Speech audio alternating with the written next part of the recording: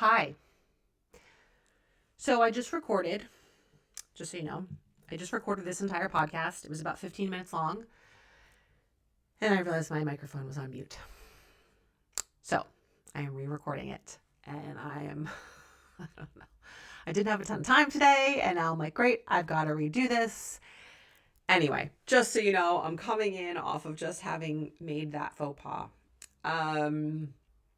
And it was really good. It was like a really good episode. And I said some really good stuff that I am totally like not going to be able to exactly repeat, but whatever, it is what it is. Okay. First, this reminds me, the first thing I want to talk about is Power Hour coaching really quick. Is open for signups. These are single 1 hour coaching sessions, right? No long-term commitment. A lot more flexibility and freedom in terms of time, a financial and attention commitment. And you can bring in anything. We're coming into summer right now. And so there's a lot of noise and a lot of stuff out there around body stuff, clothing, food, what you should or shouldn't be eating to get ready for summer, what your body needs to look like. And a lot of this takes up a lot of space. So that could be a really helpful thing to bring into a power hour. We get together for an hour. You fill out an intake form to walk me through your challenges, your problems, your questions, so I can prepare.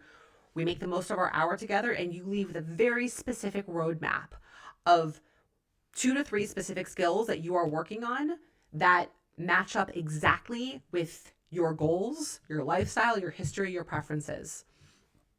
And then we stay in touch for a week afterwards on email to make sure that as you are putting things into practice and executing, that things are working. And if we need to adjust, we adjust. So there's a link in the show notes to sign up for that. The investment's $175. So there's no long-term commitment. And this really just gives the flexibility and freedom to get support and work on something without needing to, make this like a huge focal point of your life, right? The way that kind of longer term coaching kind of becomes like a mainstay for a while. Okay. So here's what I wanted to talk about today, which is tanning. I can't believe I'm literally repeating this podcast episode. You guys don't know this, but it's just like mind-boggling to me. So I want to talk about tanning because it's a body image thing, right? For lack of a better term. And I had kind of this big aha moment when I was walking Joey today. I get a lot of ideas when I walk, and I had one today. And it links up perfectly with this podcast topic.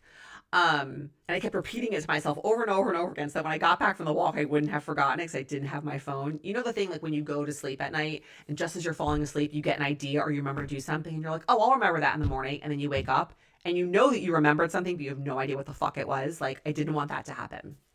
So this idea that popped into my head was this concept of body noise, right? We know all about food noise. I've talked about it, and the concept of food noise has become a thing since GLP-1 meds have really, become such a huge part of society and culture and medicine, where it's like this preoccupation and fixation thinking about food constantly. Well, guess what? Body noise is also a thing. And I don't know if anyone has coined this term, but I'm kind of hoping that I'm the first. And I'm also sort of like, how has nobody talked about this? Because we have a preoccupation and fixation with constantly thinking about our bodies, right? Whether it's about losing weight, whether it's about how we look at an item of clothing, whether it's about how pale our legs are, whether it's about the lines in our face, the color of our teeth, the gray in our hair, we are constantly thinking about what is wrong with our bodies. I would venture to say it is floating around in the background 95% of our waking hours. And so tanning completely is a huge, huge part of that. Sorry, Ben just texted me. He needs a ride and I have to respond to him because this is real life. So tanning is a huge, huge part of that, right? And so the reason that I wanted to talk about tanning is Ben's bar mitzvah is coming up June 7th, so pretty much like a month from when this podcast airs. And I have never done any type of self-tanner. I used a tanning bed when I was like 25, 26 for a friend's wedding way back in the day. But since then have not done anything. Spray tan, self-tanning, wipes, never done any of it. And I posted a story on Instagram about a week or so ago that I was thinking about, or I had bought the Jergens Natural Glow, whatever it is. And everyone responded saying, it's awesome. I love it, which just goes to show how many of us like use these kind of products. And I was like, cool. So I've been using it, and I have like this kind of like very light, subtle, tanned look to my skin. The reason that I wanted to do this is because, a little bit of spoiler alert, my outfit for this service, for Ben's actual bar mitzvah, is all white, and the outfit for the party is cream. And we have this perception and belief that when you are wearing all white or any white, that you look better when you are tan, right? I know you're all thinking that as you're listening to this, right? It's just this like universal truth that we have come to believe. And maybe it is true, right? Maybe from like a color story standpoint, it does look good. But why am I suddenly, now I wear white shorts. I've already, all the time, and I've already worn shorts this year. My legs have not been exposed to the sun at all. Why do I suddenly feel the need to look tan for this outfit? And as I was talking through in the first episode, I kind of realized, right, because I learn a lot as I'm talking through these things, I realized that it's because it's like it's like a quote, bad maybe language, like high profile, meaning like, there's going to be a lot of eyes on me, right? I'm going to be in a lot of photos, and everyone's going to be seeing me, and I'm going to be a focal point of attention. I'm going to be, up in front of people and seeing lots of people, and people who are coming to see us and to see Ben. And there's a thing in my brain that I want to look a certain way for that, right? Which is fine. But it's like this preoccupation with tanning. And for me, it's really about when we aren't tan. When you hear people say, oh my God, I'm so pale, I can't wear that. I look like a ghost. Or this will look so much better when I'm tan. Or I won't go out where my legs look like pasty white, right? And there is an unkind, like you're thinking of the word like denigrate, and that's not the right word, but we are speaking unkindly, as if we are not good enough, as if we are a problem to be fixed because our skin looks as it should, pale, when it has not been exposed to the sun for however many months, right? And that this is another problem to be fixed, and that we will only allow ourselves to wear a certain outfit, to wear a certain color, unless we have made this change to our skin. And I just think that this is interesting. And the tanning industry, I don't know how big of an industry it is, but like it's a big thing. There's a new self-tanning place that just opened in Westfield. There are countless self-tanning products on the market. You see influencers talking about them all the time. It's a thing. And in terms of modifying our appearance, it's pretty inexpensive and certainly completely non-invasive, right? So I think for some people, it feels like a really easy way to change up their appearance and make them feel good without having to do anything like extensive, expensive, or like really involved. And in some ways, it's like, okay, that's really cool. And so whenever I talk about these things, these body image things, what we do to our appearance, it is never with judgment. And I hope it doesn't come off with judgment. It is about curiosity. Is it about asking yourself, why am I doing these things? Why am I making these changes to my appearance? When I make these changes to my appearance, am I doing them and am I feeling more like myself when I do this? Or am I trying to look and feel less like myself because I am that unhappy with how I look that I'm trying to make such a drastic change? These are the types of questions and thoughtfulness that I am hoping to evoke with these topics and with what I am sharing personally, right? So like I'm on like the bandwagon. Like I have a belief that like I'm wearing all white, I'm probably going to look better if I'm a little bit tan. Now what's interesting about this is Ben's bar mitzvah is in June. So like it fits. In early June, it's totally possible that someone could be tan. In the dead of winter, when you show up at an event and you're clearly tan, it's like, okay, well, where did that come from? And again, this is not judging anyone who has done that, because this is about the pressure and the expectations that have been put on us that we then in turn put on ourselves to look a certain way, that we will go and get a full spray tan in the middle of January when the sun shines like 4 hours a day.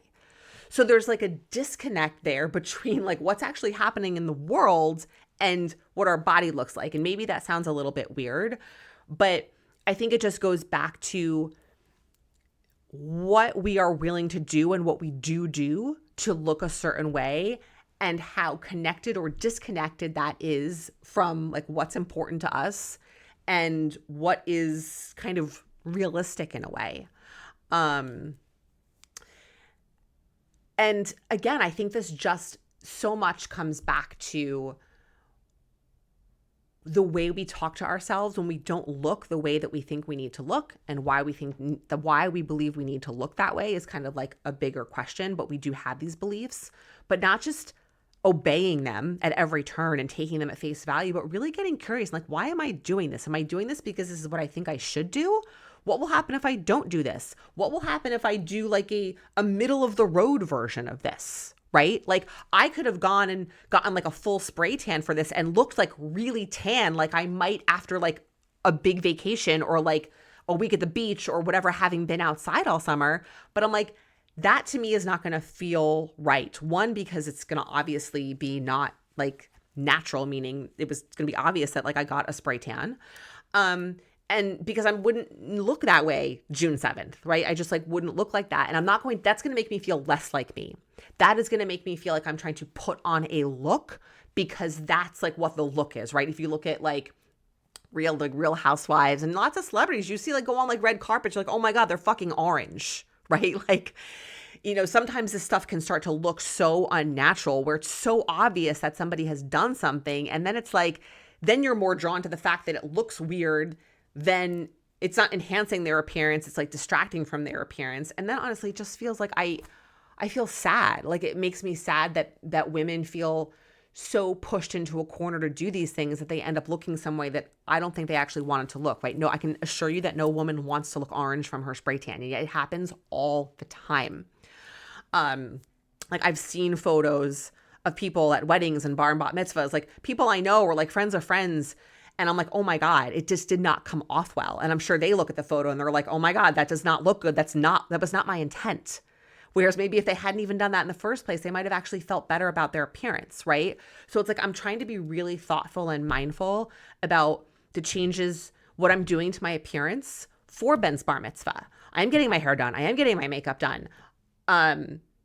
I loved actually doing my hair and my makeup, and I've gotten pretty good at it, but I don't want to have to worry about it. I want it to feel a little bit special. I want it to last, but I want it to look like me. Like, I'm basically going to do my hair the way I always do it.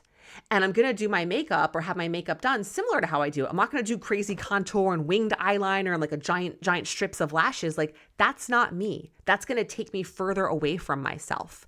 Now, someone else might be like, oh my God, I want to be totally, totally glam, right? And that's subjective. It means something different for everyone. But again, what I hope that this does is gets you thinking about why you make changes to your appearance that you make. And specifically when it comes to tanning, why do you do that? What is it? How is it making you feel? Are you doing it in a way that feels kind of like natural and authentic to you? Do you like the way that it looks? Just so that you're really engaged and you're present and you're paying attention and you're doing it with thoughtfulness and intention. And these are things I'm working on. That's why I'm talking about this, right? This all started because I'm wearing a white outfit and my brain told me I needed to have some type of a tan in order to wear that, right? So I am in this, doing this right alongside you. And as I share these ideas and thoughts and stories and I ask these questions, they are as much for myself as they are for you. So just know that we're doing this together. And start to notice the way that tanning and hair coloring and teeth whitening and the lines on your face and the hair on your legs and the stretch marks on your belly and the color of your eyes and the length of your eyelashes and all of these things we can modify, like the noise that goes on in your head because of it. How often you look in the mirror and I'm imagining like shuffling like a deck of cards, like how fast the cards move, like how many thoughts like that flash through your brain about your appearance, right? That is body noise. And so tanning is a part of that. And as we are coming now into the summer months where we are naturally wearing less clothes, temperatures are warmer, and there's all the stuff about summer body and food and working out and all this shit. What is happening to that noise, right? This could be a potentially really helpful topic to talk about in a power hour, and I'm going to talk more about that. But love to just start introducing and working through this idea of body noise. And it just worked out that this kind of brainchild came to me as I wanted to talk about this tanning thing. So I feel like I captured everything. I'm sure there's things I said in the first podcast that I missed on this one and vice versa. And it kind of just is what it is. I think the last thing I just want to make sure I capture is just being aware when we have shame and we try to cover up our body because it doesn't look a certain way, right? And we do that a lot with like, if I'm so pale, I'm so pasty, I'm so white, I can't wear that. And just noticing the language that we use to talk to ourselves around these things. Is there a way to flip that language and say, I don't know, it's just notice, right? Because the way that we talk to ourselves, we're listening all the time. And I'm, people say that it's kind of like maybe a cliched thing, but just notice, pay attention, be aware. That's really it. I'm going to wrap it up. Thank you for listening. Thanks for being here always. I appreciate you. And more soon.